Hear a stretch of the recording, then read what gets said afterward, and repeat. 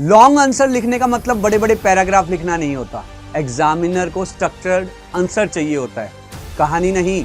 आपका कंटेंट सही भी है लेकिन बस उसकी प्रेजेंटेशन गलत हो जाती है और इसी वजह से कभी 5 आउट ऑफ 5 मार्क्स नहीं मिलते, मतलब कि 100 परसेंटाइल नहीं मिलता। एक टॉपर आंसर लिखने से पहले बस एक ही काम करता है और वो टॉपर बन जाता है। और वो काम क्या है आखिर, चलिए देखते हैं। तो हेलो दोस्तों, मैं विकास मान एक बार फिर से सबका स्वागत करता हूं आपके अपने चैनल ह्यूमैनिटीज अड्डा पर। सबसे बड़ी प्रॉब्लम स्टूडेंट्स की, सर लॉन्ग आंसर राइटिंग नहीं आती, क्या करें? पढ़कर जाते हैं, सब कुछ याद होता है बट पता ही नहीं चलता कि एग्जाम में लिखना क्या है। यार बहुत बेसिक सी प्रॉब्लम है और बहुत बेसिक सा सॉल्यूशन है। वो बेसिक सा सॉल्यूशन क्या है आखिर? वही उसी टॉपिक के बारे में आज हम बात करने वाले हैं। और अगले आपके 5 से 10 मिनट में चाहता हूं कि आपका पूरा का पूरा फोकस मेरी स्क्रीन पर हो और मेरी बातों पर हो, यानी कि आंख और कान को आपने खुले रखना है, क्योंकि आज हम करने वाले हैं डिकोड दी पेपर को डिकोड करेंगे कि एक कैसे एक स्ट्रेटेजी के तहत आप कुछ वर्ड्स को पकड़कर आपको ये पता लग जाएगा कि आखिर इस एग्जाम के अंदर आपको लिखना क्या है। बहुत बेसिक सी चीज है, सच बता रहा हूं, बहुत बेसिक चीज है। ऐसी चीजें हैं जो हमेशा आपकी आंखों के सामने रही हैं बट कभी आपने उस एंगल से उनको देखा ही नहीं कि आखिर यही हमारे वो हिंट थे जिनसे हम ये पता लगा सकते थे कि आखिर इस क्वेश्चन के अंदर एग्जामिनर आपसे क्या पूछना चाहता है। क्या हम आंसर लिखना चाहते हैं, यहां पर वो मैटर नहीं कर रहा है। यहां पर मैटर ये कर रहा है कि सामने वाला एग्जामिनर आपके अंदर वो नॉलेज चेक करना चाहता है कि वो जो पूछ रहा है क्या आप उसको वो चीज बता सकते हो या नहीं बता सकते हो। चलो देखते हैं। देखो यार, एक बात ध्यान रखना, आपको ना बोर्ड्स के लॉन्ग आंसर क्वेश्चन लिखने के लिए ना कमांड वर्ड्स पर ध्यान देना होता है। कमांड वर्ड्स का मतलब ये है कि जो क्वेश्चंस आपसे पूछे जा रहे हैं उनके अंदर कुछ कीवर्ड्स यूज करे जाते हैं। कैसे कीवर्ड यूज करे जाते हैं? बहुत बार आपने देखा होगा, आपसे पूछा होगा explain this, discuss this, evaluate this, differentiate this, justify this, analyse this. देखने में तो ऐसा लगता है अरे सर सेम ही चीज तो है सारी, इसमें नया क्या है, इसके अंदर लिख देंगे, हमें तो सारा टॉपिक का पता है। लेकिन तभी मैं बोलता हूं कि यहां पर आपकी समझ आती है काम। यहां पर आपको पता लगता है कि आप कितने कंसेप्चुअल स्ट्रांग है और आप कितने रट्टेबाज हैं। क्योंकि रट्टेबाज नहीं समझ पाएंगे कि आखिर लिखना क्या है, लेकिन जिस बच्चे का कंसेप्चुअल पार्ट स्ट्रांग है और जिसको पता है कि टॉपिक में क्या क्या प्रोज हैं, क्या कॉन्स हैं, क्या नेगेटिव इंपैक्ट है, क्या पॉजिटिव इंपैक्ट है, क्या फ्यूचर जनरेशन को इंपैक्ट पड़ा है, क्या हिस्टोरिकल इफेक्ट है, जो कंसेप्ट क्लियर करके चल रहा है, मैं गारंटी देता हूं उनके लिए तो मजेदार वीडियो आज ये होने वाला है। यानी कि अगर आपके टॉपिक्स कवर हैं, सबसे पहला क्वेश्चन क्या है? चाबी। चाबी लेकर आए हूं भैया आपके सवालों की। जैसे कि आपसे पूछा जाता है एक्सप्लेन, ये वर्ड आपने हर जगह देखा होगा कि क्वेश्चंस में आपसे बोला जाता है कि एक्सप्लेन करो दिस। जैसे क्वेश्चन है explain the concept of sustainable development. अब बच्चे को ये नहीं समझ आ रहा कि सर मेरे को सस्टेनेबल डेवलपमेंट तो पता है क्या होती है, एक्सप्लेन में मेरे को लिखना क्या होगा इसके अंदर। अब सस्टेनेबल डेवलपमेंट बहुत सिंपल सी चीज है कि यार हम फ्यूचर जनरेशन को अपने माइंडसेट में रखते हैं कि उनके लिए रिसोर्सेज बच जाएं और आज हमारी डिमांड्स भी पूरी हो जाए और साथ में एनवायरनमेंट को नुकसान भी ना पहुंचे। बेसिक सा क्वेश्चन है, 3 नंबर का आपसे क्वेश्चन पूछ लिया जाता है। आप देखोगे जनरली 3 मार्क्स में आपको एक्सप्लेन करने वाले क्वेश्चन पूछे जाते हैं। अब टॉपिक आपको क्लियर है बट पता नहीं क्या लिखना है। आ जाओ, जहां जहां आपको एक्सप्लेन वर्ड दिखे तो याद रखना 2 से सिंपल लाइन में एक्सप्लेनेशन। एक्सप्लेनेशन का मतलब है कि एग्जामिनर आपसे डिमांड कर रहा है proper definition of the concept, यानी कि सस्टेनेबल डेवलपमेंट का कॉन्सेप्ट आपसे एक प्रॉपर डेफिनेशन पूछ रहा है। यानी कि जहां पर आपको लिखा आता है ना डिफाइन करो, तो एक्सप्लेन भी यही बोलता है कि आप डिफाइन कर दो। आप प्रॉपर उसको 1 से 2 लाइन में डिफाइन करो सस्टेनेबल कंसेप्ट क्या है। डिफाइन कर दिया, अब व्हाई इट इज नीडेड दूसरी लाइन में लिख दो कि वो जो कंसेप्ट आपसे पूछ रहा है उसकी जरूरत क्या है। अगर ऐसा कोई टॉपिक है जैसे सस्टेनेबल डेवलपमेंट है, इसके क्या नीड है, तो क्या नीड है? बेसिक सी नीड है फॉर रिसोर्सेज और फॉर फ्यूचर जनरेशन। और एक छोटा सा एग्जांपल दे देना है like solar energy and watershed management. बस ये है एक्सप्लेन। अब बच्चे इसमें क्या करेंगे? फीचर्स लिख देंगे, कैरेक्टरिस्टिक्स लिख देंगे। पूरी रामायण कथा नहीं लिखने की जरूरत भाई, प्रॉपर एक डेफिनेशन बतिया, डेफिनेशन लिख दो क्योंकि किसी भी कॉन्सेप्ट की सबसे पहले आप डेफिनेशन ही याद करते हो, डेफिनेशन करो, सो डिफाइन कर दो उसकी जरूरत क्या है, अगर है उस कॉन्सेप्ट में वो स्कोप है उसका लिखने का, वो स्कोप आप उसको लिख दो, उसकी नीड क्या है। और एक छोटा सा एग्जाम्पल भी एक्सप्लेन नहीं करना, एग्जाम्पल को कभी भी एक्सप्लेन नहीं करना, 3 मार्कर में एक्सप्लेन पूछा है बस उस एग्जाम्पल का नाम लिख देना है, like wind energy, solar energy, ठीक है। अब उसके बाद आपसे क्वेश्चन पूछा जाता है डिस्कस, आपने बहुत जगह देखा होगा डिस्कस करने के लिए आपसे पूछा जाता है कि डिस्कस करो, जैसे कि स्टेटमेंट है यहां पर, discuss the factors affecting the distribution of population in India. Population in India, population के आपको फैक्टर्स डिस्कस करने, क्या फैक्टर्स अफेक्ट करते हैं। अब बच्चे सोच रहे हैं कि सर क्या फैक्टर्स है, फैक्टर्स आपको पता है लेकिन सर लिखे क्या। फैक्टर्स तो ज्योग्राफिकल फैक्टर हैं, इकोनॉमिकल फैक्टर है, सोशल फैक्टर्स हैं, उनके कुछ पॉजिटिव पॉइंट्स भी हैं, कहीं नेगेटिव पॉइंट्स भी बनते हैं, लिखें क्या हम इसमें। बहुत सिंपल है, पॉजिटिव या नेगेटिव छोड़ो, सिंपल सी बात करो, जो पिछली बार आपने एक्सप्लेनेशन में लिखे थे 3 नंबर में वो एक्सप्लेन करने हैं पॉइंट्स, उनके एग्जाम्पल देने हैं, प्लस इंपैक्ट। इंपैक्ट का मतलब होता है कंक्लूजन करना, कंक्लूड करना उसको। यानी कि एग्जामिनर आपसे डिमांड करता है कि फिजिकल फैक्टर लिख दो, इकोनॉमिकल फैक्टर, 2 फिजिकल फैक्टर लिख दिए आपने, 2 इकोनॉमिकल फैक्टर लिख दिए, सोशल फैक्टर लिख दिए, स्पेसिफिक एग्जाम्पल दे दिया, Indo Gangetic plain versus Thar desert and the resulting impact unevenly distributed planning challenges. Impact क्या है इसका, यानी कि जो फैक्टर्स जो हमारी पॉपुलेशन को इफेक्ट करते हैं, इसका रिजल्ट इंपैक्ट क्या निकलता है कि इनकी वजह से हमारी जो पॉपुलेशन है वो अनइवनली डिस्ट्रीब्यूटेड है, क्योंकि कहीं पहाड़ है कहीं पानी है, ठीक है। और प्लानिंग यानी कि अर्बन सेटलमेंट की जब प्लानिंग करते हैं उनमें हमें प्रॉब्लम दिखाई देने को मिलती है, इनकी वजह से हमें प्रॉब्लम्स आती है, यानी कि ये आपको कंक्लूड करना है, कंक्लूजन आपको देना है। डिस्कस में याद रखो आंसर इस तरीके से लिखा जाता है, वहां पर टेबल या ब्लॉक बना के मत आ जाना।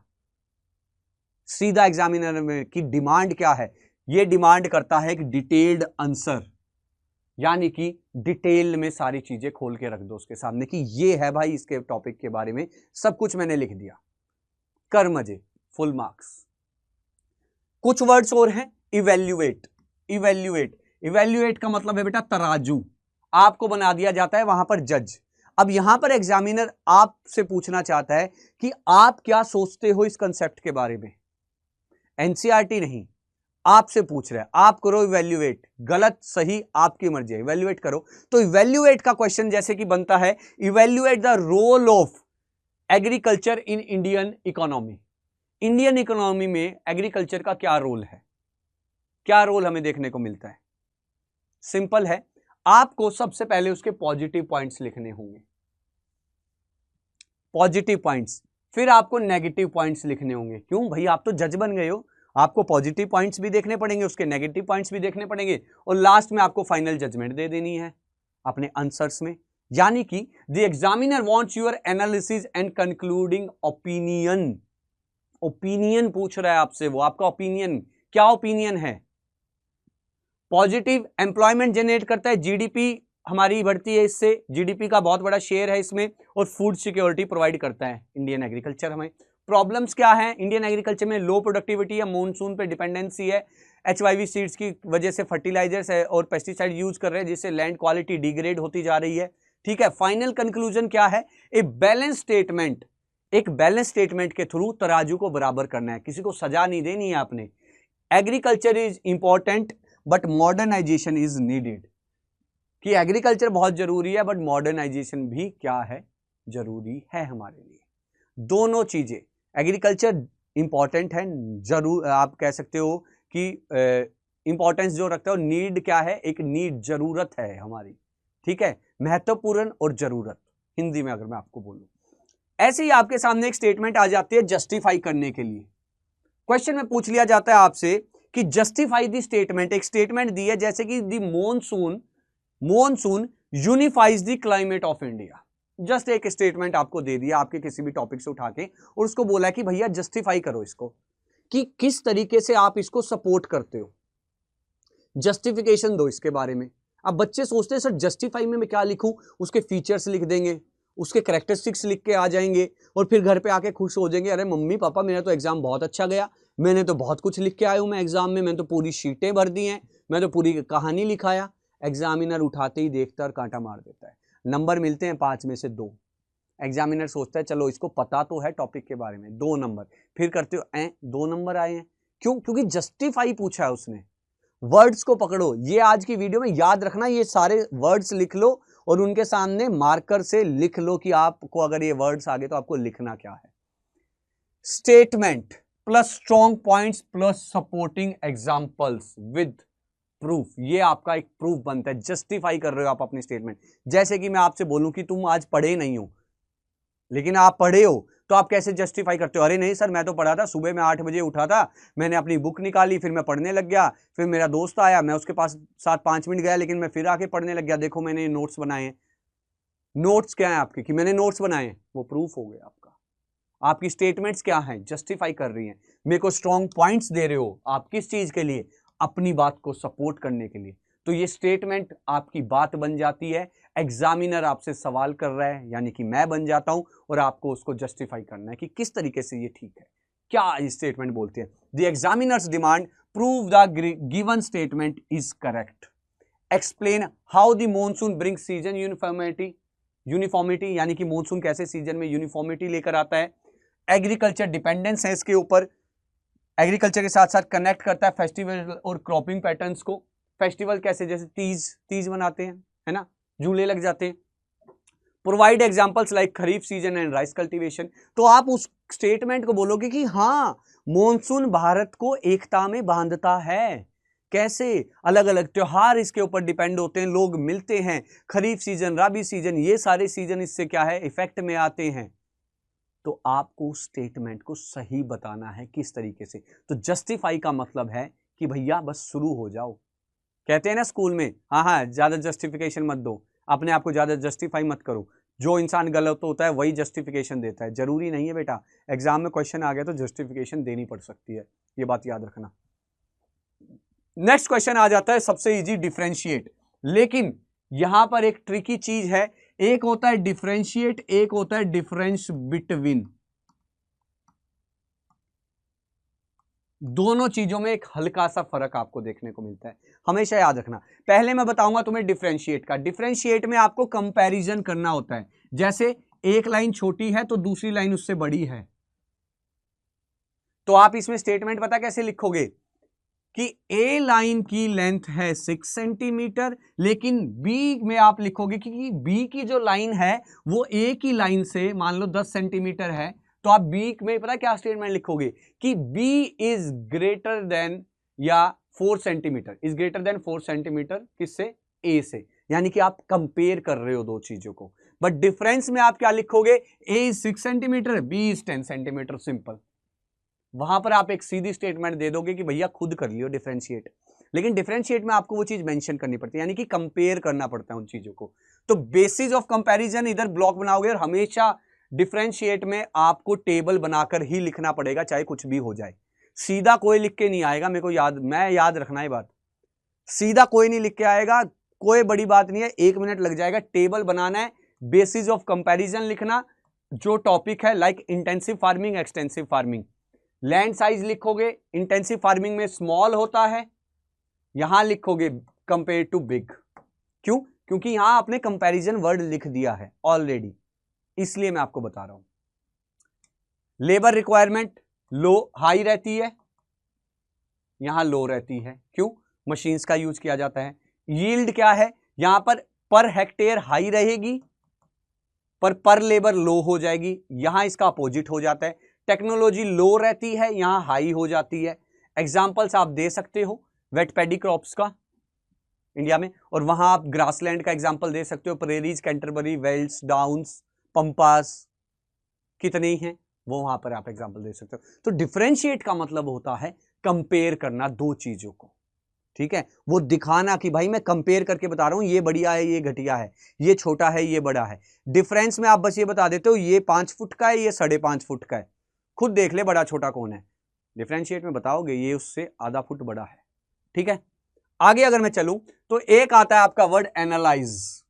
एनालाइज बहुत आ जाता है, एनालाइज करना, एनालाइज करो, किसी चीज को एनालाइज करना पड़ेगा। जस्टिफाई में अलग था, जस्टिफाई में आपको वो ठीक बताना था, एनालाइज में आप एनालाइज कर रहे हो, वहां तो सीधा ही बोल दिया कि भैया तेरे को ठीक बताना है स्टेटमेंट को। एनालाइज में कह रहे हो कि अब तू पहले एनालाइज कर इसको, तू बता इसके बारे में क्या क्या चीजें हैं। तो सिंपल है, एग्जामिनर आपसे क्या पूछना चाहता है, ब्रेक डाउन द टॉपिक, पूरे टॉपिक को ब्रेक डाउन करते रहो। कैसे ब्रेक डाउन करोगे, उसको पहले कॉजेज में ब्रेक डाउन करो, फिर उसके इफेक्ट्स बता दो, फिर उसके इंप्लीकेशंस बता दो। इंप्लीकेशन जैसे एक क्वेश्चन है, analyse the causes of migration in India, यानी कि इंडियन माइग्रेशन को आपने क्या करना है, एनालाइज करना है।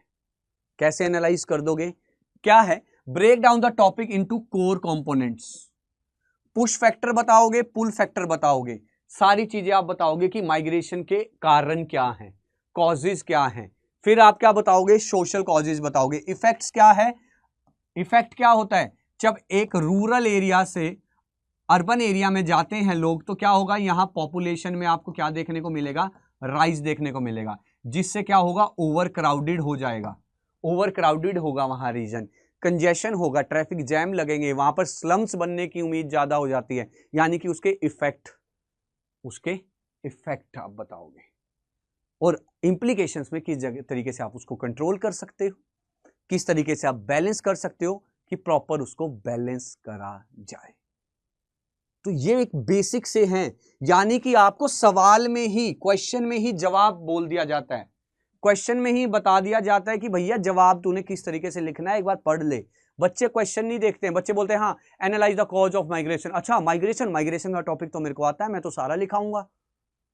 पता है भाई तुझे आता है, लेकिन सारा वो बोल नहीं रहा कहानी लिखने को, वो बोल रहा है जो पूछा है उसने, जो पूछा है बस वही लिख के आ जाए एनालाइज के बारे में, बाकी तेरे को लिखने की जरूरत ना है, आवश्यकता ना है तेरे को। उसे पता है कि अगर तूने ये एनालाइज कर दिया तो तेरे को बहुत कुछ आता है। वो नहीं कह रहा कि दोबारा एनसीईआरटी छाप के दे दे मेरे को, वो कह रहा है एनसीईआरटी तो हमने छाप रखी है, उसमें से तुमने समझा क्या है, नॉलेज क्या गेन किया वो बतानी है तुम्हें। तो अगर ये सारी चीज आपके पास है तो मतलब ये समझो आपके पास ढेर सारी चाबियां हैं, कैसा भी ताला एग्जामिनर क्यों ना पूछ दे दे आपको, आपके पास हर एक चाबी होनी चाहिए, एक्सप्लेन की, डिस्कस की, इवैल्यूएट की, जस्टिफाई की, डिफरेंशिएट की, एनालाइज की, सारी ताले की चाबियां मैंने आपको दे दी है। अब कोई ये बोल रहा है कि सर मेरे को आंसर राइटिंग अभी भी नहीं आ रही, तो बेटा फिर तेरे टॉपिक्स कमजोर हैं, तू पढ़ना स्टार्ट कर दे, क्योंकि ये जो प्रॉब्लम है ये उन स्टूडेंट्स की आज कवर हो रही है कि जिनको टॉपिक्स सारे कवर हैं, जो पूरी शीट भर के आते हैं, अच्छा खासा लिख के आते हैं, बट स्टिल उनके मार्क्स पूरे नहीं आ पाते, 100 में से 85 90 रह जाते हैं। वो एक बोलते हैं कि करा तो हमने सब है, क्यों कहाँ कट गए, तो यहां पर आपके मार्क्स कट जाते हैं, क्योंकि आप प्रॉपर फॉर्मेट में नहीं लिखते हो।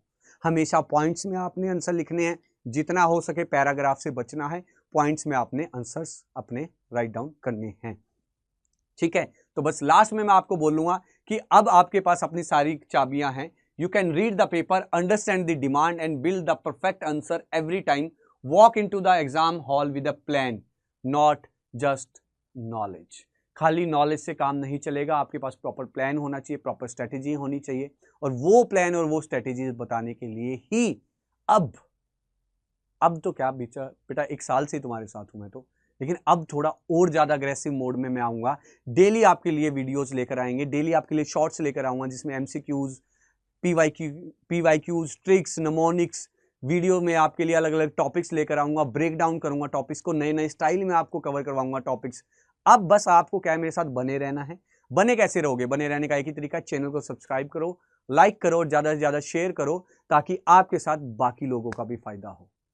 तो मिलता हूं आपसे नेक्स्ट टॉपिक में, तब तक के लिए tata bye bye, see you.